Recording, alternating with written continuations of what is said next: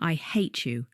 Every morning, waking up next to you, I feel nothing but nausea. Our family can't be saved." The silence in their living room was shattered by a deafening crash. The porcelain plate Mark's mother had given him for their last anniversary shattered against the wall, leaving a long brown streak of tomato soup on the light wallpaper. "I hate you," Linda said. Her voice was hoarse from screaming. But now it held no emotion. "I'm simply stating a fact. Every morning, waking up next to you, I feel nothing but nausea." Mark clenched his fists, breathing heavily. His knuckles turned white. "Enough of this stupid show, Linda. The soup is disgusting.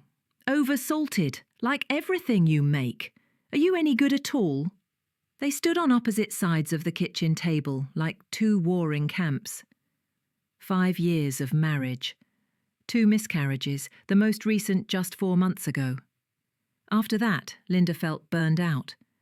Her career as an architect, which she'd abandoned when she followed him to this boring suburb, now seemed like a pipe dream. "After we lost our baby," Linda's voice wavered, but she forced herself to speak evenly. "You never hugged me, never asked how I was. You said, 'Stop whining, life goes on.' You bought me a puppy, as if a dog could replace a son." "I tried to distract you," Mark exploded, "and all you did was cry into your pillow. I was tired at work and your eternally miserable face greeted me at home." "I cried into my pillow because my husband had turned into a distant, cold arsehole." Tears glistened in her eyes, but she brushed them away with the back of her hand, as if she'd slapped herself across the face. "Do you know what I did last Thursday? I sat in the bathroom with your razor blades in my hand. For a whole hour. And the only thing that stopped me was the thought that you'd have to call a cleaner to clean up my blood." Mark recoiled as if struck.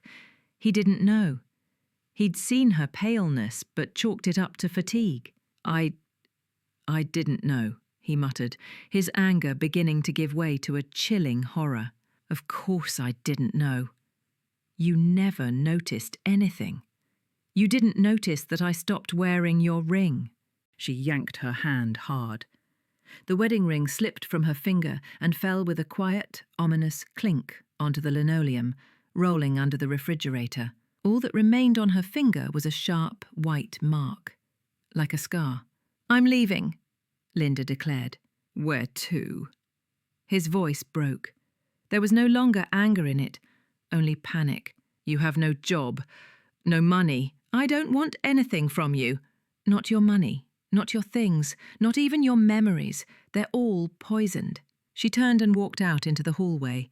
Mark, stunned, followed her. His gaze fell on her duffel bag standing by the door. It was packed. She was ready for this. "Linda, wait." He extended his hand, but didn't dare touch it. We can go to a psychologist." "It's too late, Mark. You've broken something inside me, and it can't be fixed." She opened the door. The cold night air blew into the warm house. "I left you a printout," she said without turning around. "A doctor's note. After my last miscarriage.